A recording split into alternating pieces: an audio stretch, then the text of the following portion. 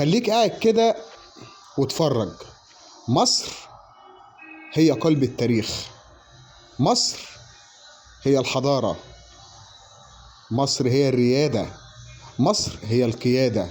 اتفرج على عظمة بلدك وتاريخ بلدك، صور حية من داخل المتحف المصري الكبير. الحلم اللي قعدنا لا يقل عن 20 عام ننتظر هذا اليوم، وجه اليوم اللي هيكون يوم السبت. أنا بعتبره هو يوم قومي وعيد قومي لكل مصر وكل المصريين.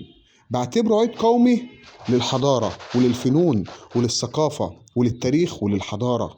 اتفرج على تاريخ بلدك وعظمة بلدك بين الماضي والحاضر والمستقبل. اتفرج شوف القيادة المصرية عملت ايه.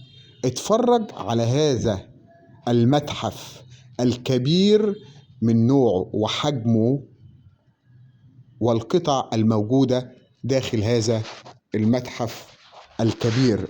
اتفرج، انت ماشي في قلب الكتاب، ماشي في قلب كتاب التاريخ، تاريخ الحضارات كلها. متحف مش موجود زيه على مستوى العالم. مصر هتبهر الدنيا وهتبهر العالم ان شاء الله يوم السبت. اتفرج وما تقولش احنا عملنا ايه، قول شوف مصر عملت ايه. اتفرج على حضارتها، اتفرج على جمالها، اتفرج على الإرادة. لما بتحب تعمل بتبهر الدنيا وبتبهر العالم.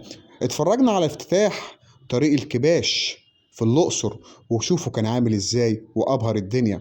اتفرجنا على افتتاح متحف الحضارات في الفسطاط في مصر القديمة وشوفوا كان عامل ازاي. هنتفرج على هذا الافتتاح للمتحف المصري الكبير يوم السبت ان شاء الله 1 نوفمبر، اللي هو هيكون يوم عيد لمصر كلها وللحضارة وللثقافة ولكل اللي مهتم بالفنون والحضارة والتاريخ ولكل واحد بيحب بلده. اتفرجوا، انا نفسي الناس تتكلم تشوف جمال بلدها وحضارة بلدها وتاريخ بلدها والثقافة والحضارة اللي احنا فيها. الصور دي بقول لحضراتكم صور حية اليوم لهذا المتحف الكبير اللي بيضم العديد والعديد من القطع الأثرية اللي أول مرة هتتشاف. في حاجات احنا ما كناش بنروحها ولا كنا بنشوفها. النهاردة المتحف ضم العديد والعديد من القطع النادرة. تحيا مصر دائما وأبدا.